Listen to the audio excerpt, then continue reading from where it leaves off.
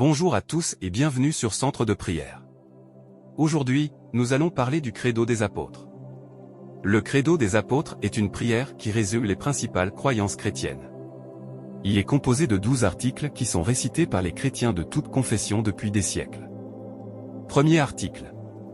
Le premier article du Credo des apôtres est « Je crois en Dieu, le Père Tout-Puissant, Créateur du ciel et de la terre ». Cet article nous dit que Dieu est le créateur de tout ce qui existe.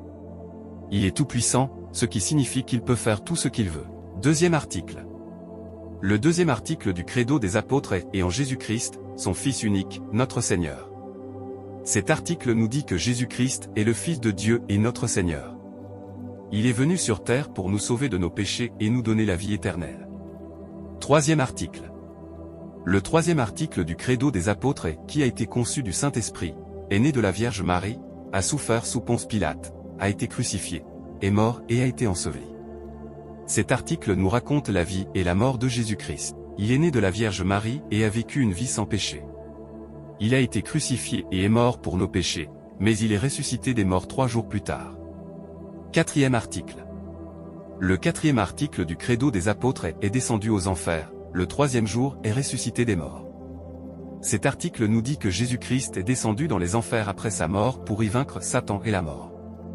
Il est ressuscité des morts 3 jours plus tard, ce qui prouve qu'il est le Fils de Dieu et qu'il a vaincu le péché et la mort. Cinquième article. Le cinquième article du Credo des apôtres est monté au ciel, est assis à la droite de Dieu le Père Tout-Puissant, d'où il viendra juger les vivants et les morts. Cet article nous dit que Jésus-Christ est monté au ciel après sa résurrection et qu'il est assis à la droite de Dieu le Père. Il reviendra un jour pour juger les vivants et les morts. Sixième article. Le sixième article du Credo des apôtres est « Je crois au Saint-Esprit ». Cet article nous dit que le Saint-Esprit est la troisième personne de la Trinité. Il est le consolateur et le guide des chrétiens. Il nous aide à comprendre la Bible et à vivre notre foi chrétienne au quotidien. Septième article. Le septième article du Credo des apôtres est « À la Sainte Église catholique ». Cet article nous dit que l'Église catholique est la communauté des croyants en Jésus-Christ. Elle est universelle, ce qui signifie qu'elle est présente dans le monde entier. Elle est sainte, ce qui signifie qu'elle est consacrée à Dieu.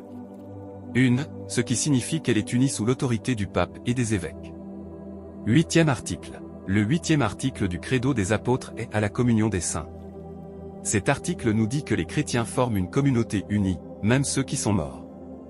Nous sommes tous unis dans le Christ et nous nous soutenons mutuellement dans la prière. Neuvième article.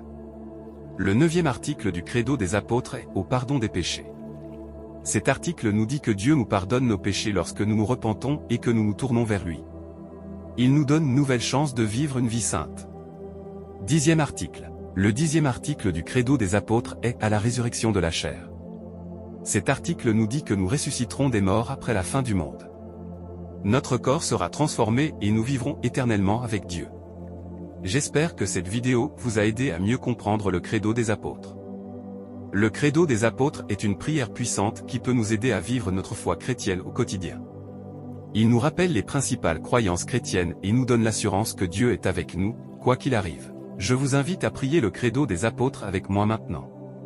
Je crois en Dieu, le Père Tout-Puissant, Créateur du ciel et de la terre. Et en Jésus-Christ, son Fils unique, notre Seigneur, qui a été conçu du Saint-Esprit, est né de la Vierge Marie, a souffert sous Ponce Pilate, a été crucifié, est mort et a été enseveli, est descendu aux enfers, le 3e jour est ressuscité des morts, est monté au ciel, est assis à la droite de Dieu le Père Tout-Puissant, d'où il viendra juger les vivants et les morts. Je crois au Saint-Esprit, à la Sainte Église catholique, à la communion des saints, au pardon des péchés, à la résurrection de la chair et à la vie éternelle. Amen.